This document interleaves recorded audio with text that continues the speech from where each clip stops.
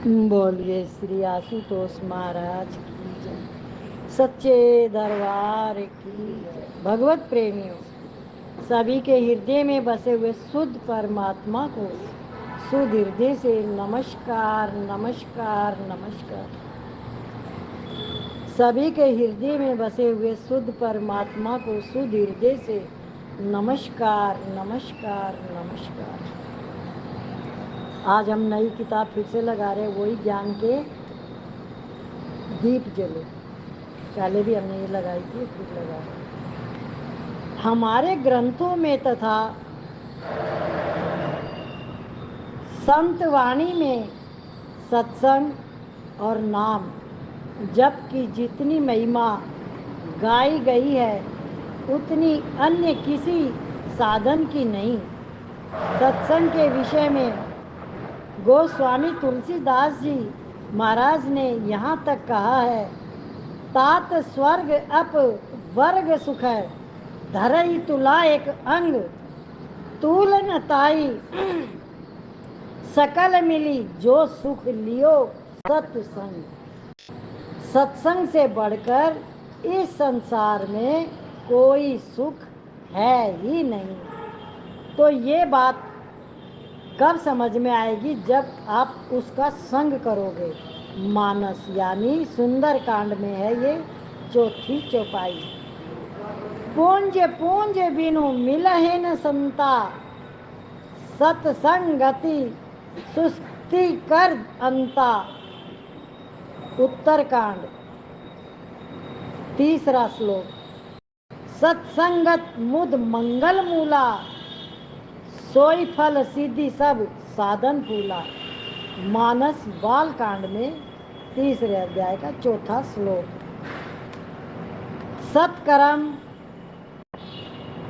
सच्चा, सच चर्चा, सचिदानंद और सत्संग, ये चार उत्तर श्रेष्ठ साधन है। कौन से चार साधन हैं?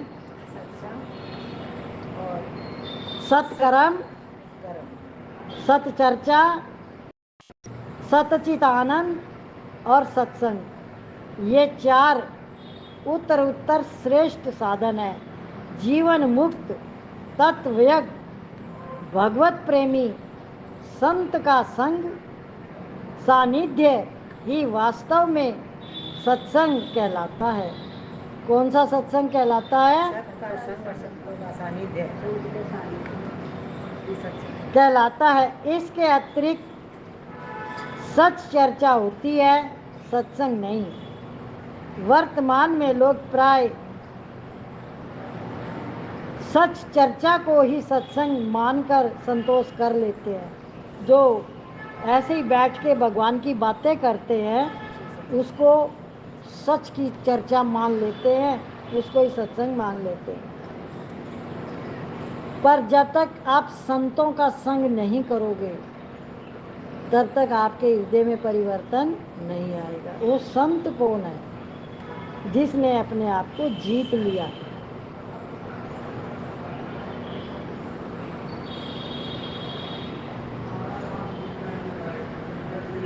इसके अतिरिक्त सच चर्चा होती है, सत्संग नहीं। वर्तमान में लोग प्राय सच चर्चा को ही सत्संग मानकर संतोष कर लेते हैं। इसलिए किसी संत ने ठीक ही कहा है कि लोग चर्चा तो सत्य की करते हैं पर संग असत का करते हैं। फिर कहते हैं कि सत्संग से कोई लाभ नहीं हुआ। सत्संग से लाभ न हो यह असंभव है। अनुभवी संत की वाणी में विशेष शक्ति होती है। अनुभवी संत की वाणी गोली भरी हुई बंदूक के समान है, जो आवाज के साथ साथ मार भी करती है, परंतु केवल सीखी बातें कहने वाले वक्ता की वाणी बिना गोली की बंदूक के समान होती है, जो केवल आवाज करके शांत हो जाती है। उदाहरणार्थ गोस्वामी तुलसीदास जी महाराज के द्वारा रामायण की रचना होने के बाद विविध कवियों ने अनेक प्रकार से रामायण की रचना की, परंतु वे सब एक भभके के बाद शांत हो गई। जबकि गोस्वामी जी की रामायण आज भी उत्तर विस्तार को प्राप्त हो रही है। संत वाणी में आया है, देखो संत का संग जो है वो क्या है।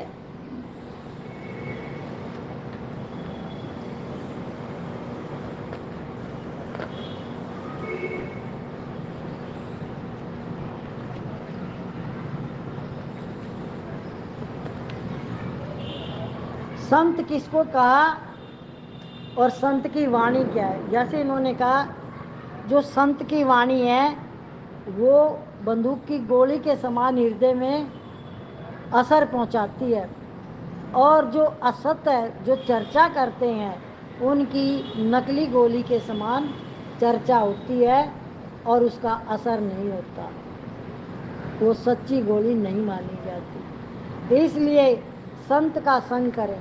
तो संत कौन है, असंत कौन है, ये जब आपके हृदय में पिपासा जागेगी, पिपासा मतलब जागृति, आपको परमात्मा से मिलने की उत्कंठा होगी, आपके भीतर में एक बहुत ज़्यादा हलचल हो जाएगी, तब वो संत आपको अपने आप मिलेंगे। क्या वो हमारी ही प्यास, हमारी ही भूख से मिलते हैं? ऐसे नहीं मिलते। वचन आगले संत का हरिया हस्ती दंत, ताक न टूटे भरम का सेंधे ही बिनु संत। भ्रम जब तक नहीं टूटेगा जब तक आपको सही संत नहीं मिलेगा। हमारे मन में कितनी भ्रांतियां हैं, हम सुनते हैं और चित्त को धारण करने के लिए भी कोशिश करते हैं, पर हमारे ऊपर जो धूल चढ़ी हुई है, लोभ, मोह, क्रोध, अहंकार, राग, द्वेष, इच्छा, कामना, ये सब हमें परमात्मा से मिलने नहीं देते। तो इनसे हम कैसे बचें? सब को एक एक करके खोलो अपने अंदर ही। लोभ से मुझे क्या मिलने वाला है, मोह से मुझे क्या मिलने वाला है, ये सारे दुख के कारण है, सारे दुखदाई है।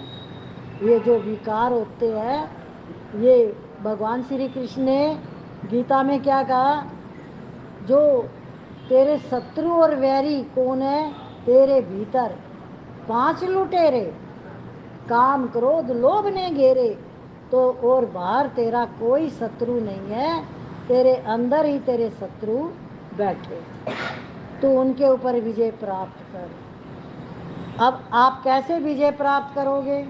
वो आपको सत्संग से मिलेगा।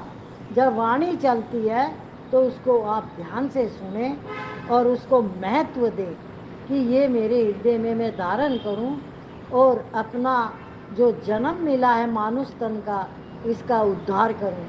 आप जैसे किसी चीज़ को अच्छा बनाना चाहते हो तो उसके लिए कितना प्रयास करते हो, है ना? तो ऐसे ये जो जन्म मिला हुआ है मानुष तन का, इसका उद्धार करने के लिए पूरी ताकत लगाओ। इसका उद्धार कैसे हो सकता है? तो उसका प्रयास कैसे होगा? जब हम सत्य का संग करेंगे, संतों का संग करेंगे।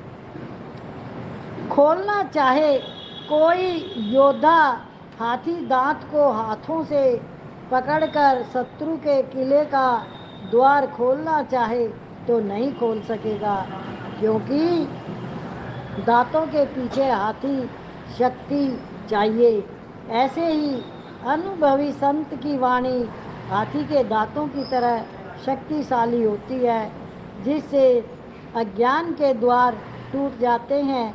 ऐसे ही अनुभवी संत के सत्संग से यथा शत्रु यथा ग्रहित बातें, जिन्हें मैं समय समय पर अपनी डायरी में लिखता रहा, ज्ञान के दीप जले, नाम के प्रकाशित ही की जा रही है। इस कार्य में पुण्य रूपी शक्तियाँ होनी स्वाभाविक है। पुण्य रूपी शक्तियाँ स्वाभाविक है, परंतु उन पुण्य रूपी शक्तियों को साधक के लिए लाभप्रद मानते हुए घटाया नहीं गया है। शुक्ल यजुर्वेद संहिता के उच्च भाव में आया है।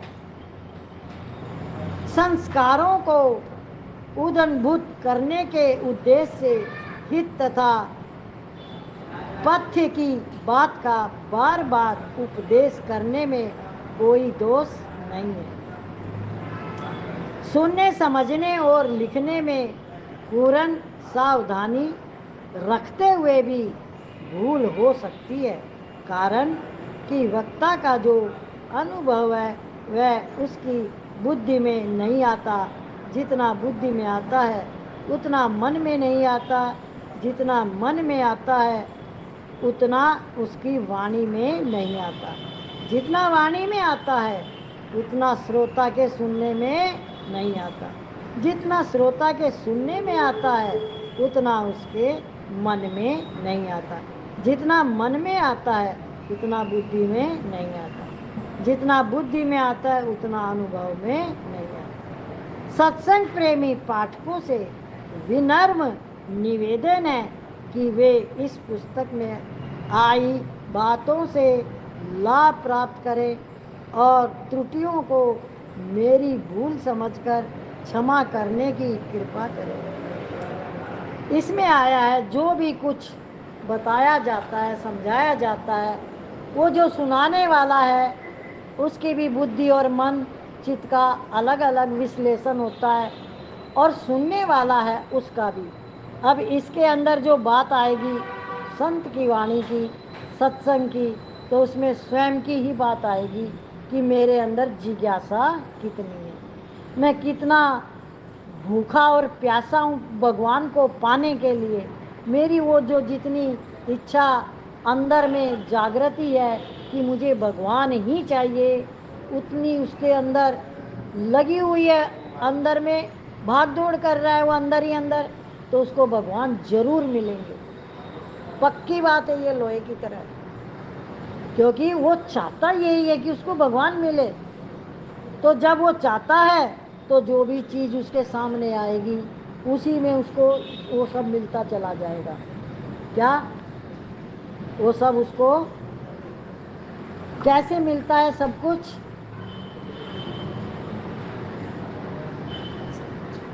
कैसे मिलता है सब कुछ?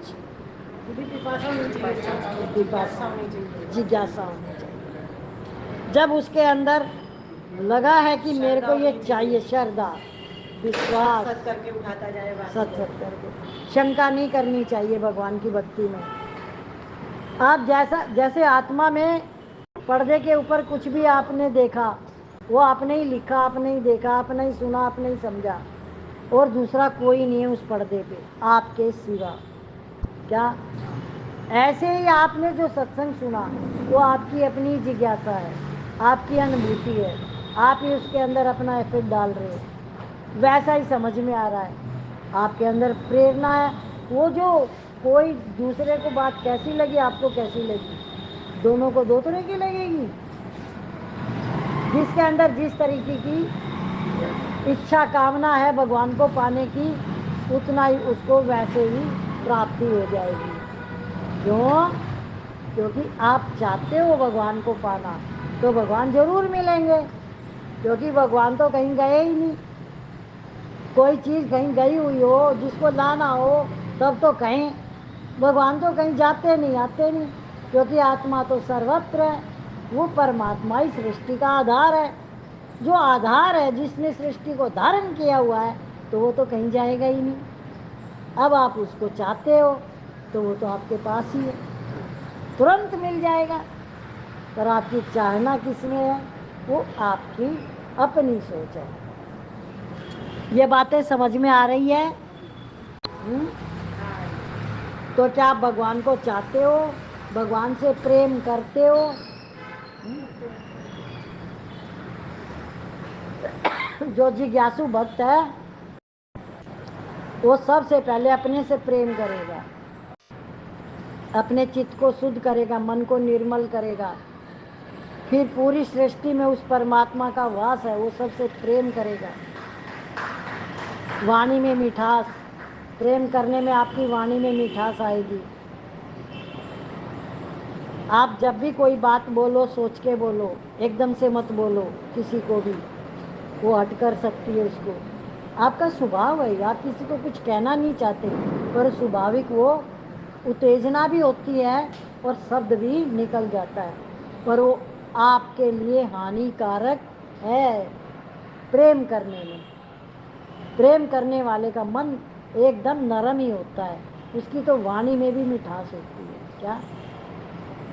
तो ये सब प्रेम करने की आपको सबसे पहली लाइन है ये, कि आप प्रेम करो तो वाणी का संयम, वाणी में मिठास, शब्दों में ऐसे शब्दों सामने वाले को प्रेमा भक्ति में लगाएं, ना कि हम ऐसे वचन बोले कि किसी को हट कर जाएं। कैसे वचन बोलने हैं हमको? अब हमें कोई कड़वा बोले तो हमें अच्छा नहीं लगता, तो हम किसी को बोलेंगे तो उसको भी अच्छा नहीं लगेगा। ऐसे इस बात को समझना है। ज्ञान के दीप जले।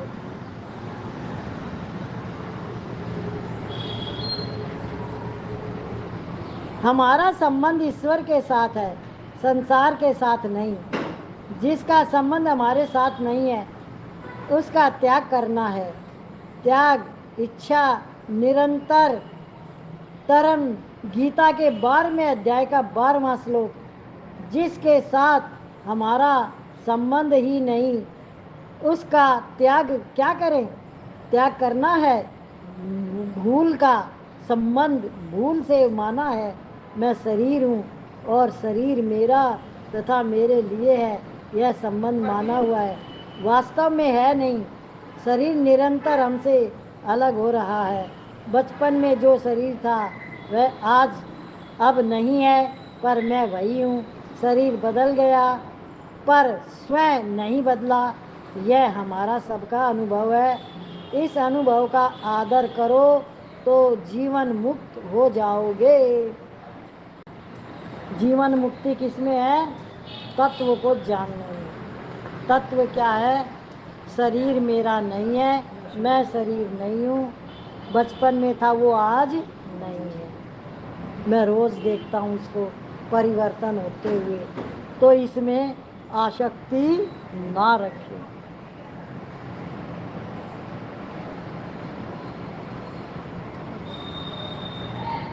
जो अपना नहीं है उसको अपना मानने से विश्वासघात होगा, धोखा होगा। पहले बालकपन को अपना मानते थे वह अब रहा न क्या, शरीर का निरंतर वियोग हो गया। शरीर का, बालक का वियोग हो गया। जीव भगवान से भी मुख हुआ है, अलग नहीं, और संसार के सन्मुख हुआ है, साथ नहीं। आपको कभी भी ये अनुभूति होती है जिस संसार में हम रहते हैं उस संसार को हमने पकड़ ही नहीं रखा? क्या? कैसे नहीं पकड़ा और कैसे पकड़ा, दोनों बातों का जिसको भी पता है वो बताए। संसार को पकड़ ही नहीं सकते। संसार में परिवर्तन है। किसी चीज हम चाहें कि धूप रहे तो धूप क्या रुकने वाली है? सुबह से शाम, शाम से रात, ऐसे ही हो जाता है। नित्य परिवर्तन है, तो हम किसी भी चीज को हम पकड़ नहीं सकते, छूटेगी। और जिसके अंदर परिवर्तन हो रहा उसको जानते हो? शरीर में परिवर्तन, मुझ आत्मा में परिवर्तन हो रहा है सब चीजों का। मैं देखने वाला हूँ, दृष्टा मैं हूँ, मैं देख रहा हूँ उस परिवर्तन को। देखने वाला उस परिवर्तन। जो आत्मा है वो देख रहा है।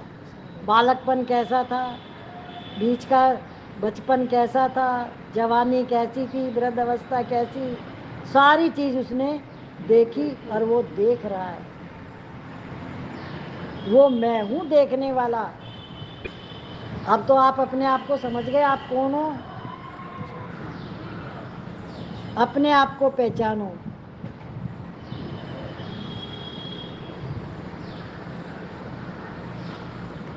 संसार को अपना और अपने लिए न माने, कोई भी काम करने अपने लिए न करके दूसरों की सेवा हित के लिए करें।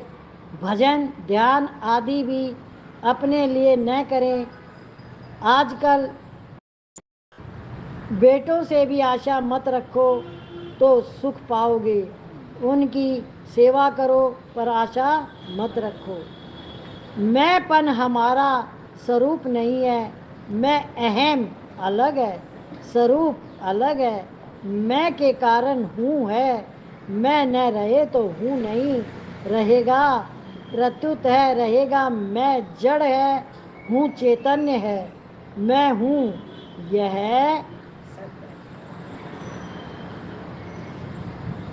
चीचड़ ग्रंथियां है।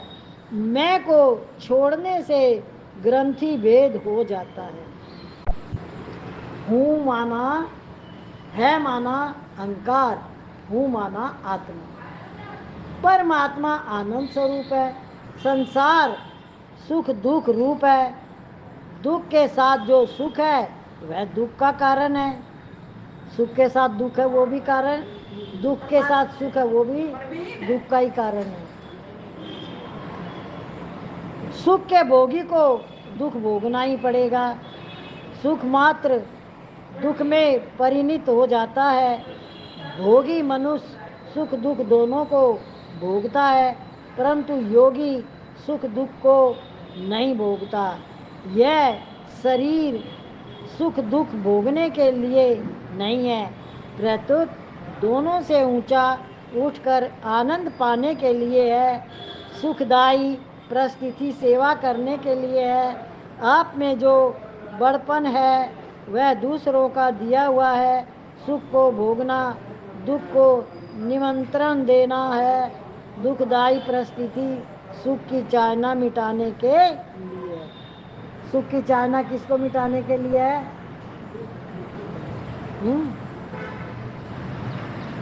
किसी ने भी नहीं सुना कि सबका मन कहाँ था? जोर से बोलो। दुख को मिटाने के लिए सुख की इच्छा करते हैं, तो क्या मिटेगा? जहाँ सुख चाहोगे वहाँ दुख आएगा। तो आपने पकड़ किसको रखा है, दुख को या सुख को? हाँ?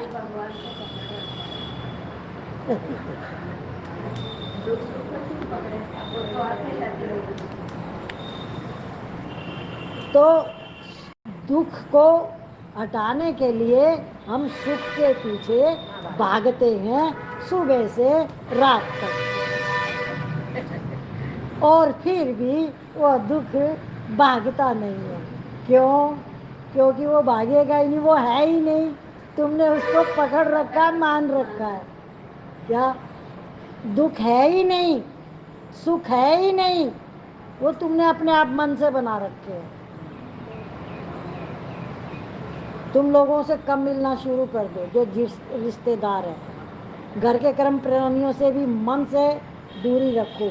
तन से सारे व्यवहार सही करना, पर मन से दूर रहो। तुम्हारे जीवन में दुख है कहाँ? दुख तो वही है, तुम जा जाके उनके पास बैठते हो, दे भाई कुछ।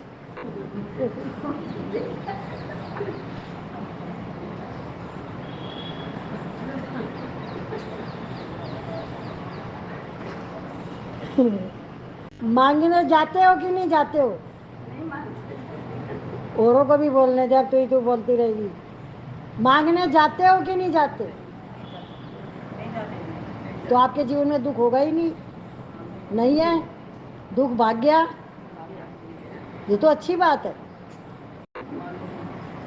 जब आपको किसी से कोई इच्छा ही नहीं है तो दुख आएगा कहाँ से? इच्छा ही तो दुखों का घर है। जब इच्छा नहीं है तो दुख भी नहीं है। तो दुख को भगाने के लिए आपने सुख को पकड़ा। अब वो सुख कैसे महसूस हो जब वो दुख जाए।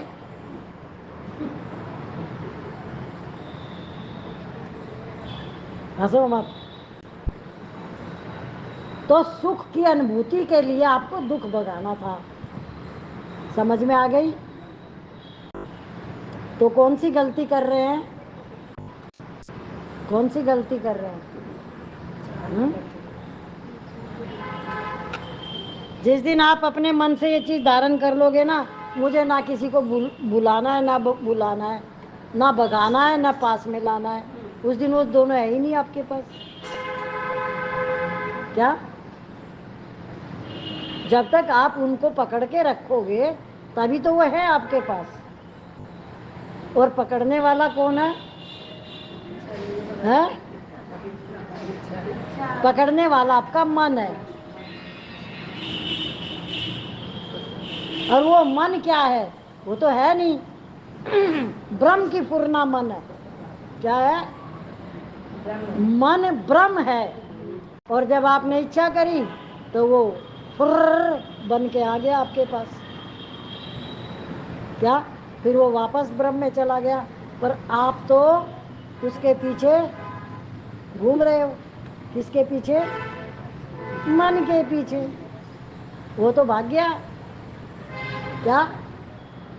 कहाँ भाग गया? ब्रह्म में वापस। पर आप उसका चिंतन करे जा रहे हो। वो तो है नहीं अब। है क्या? वो तो कूद करके चला गया ब्रह्म में। क्योंकि वो तो ब्रह्म है। मन है ब्रह्म। जब आपने इच्छा करी तो फुर्र कर जाएगा ब्रह्म में से आके, फिर वापस ब्रह्म में चला जाएगा। अब आपकी वो फुर्र तो आपके पास आ गई।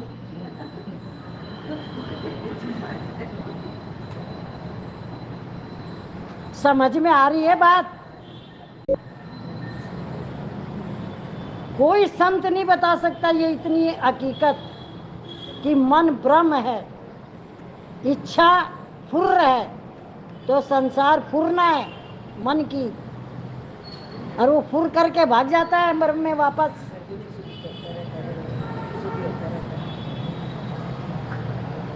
अब बताओ आप क्या करोगे?